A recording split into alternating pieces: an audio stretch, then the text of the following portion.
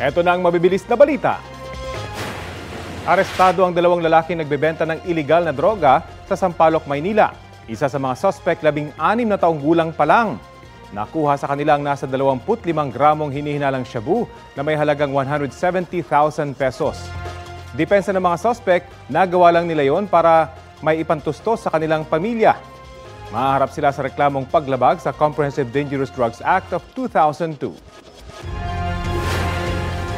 Nahulihan ng baril ang isang motorcycle rider sa Quezon City.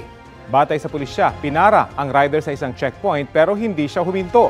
Nang mahabol at hingan ng mga kaukulang dokumento, doon na nakita ang baril sa kanyang bag na nasa compartment ng kanyang motor.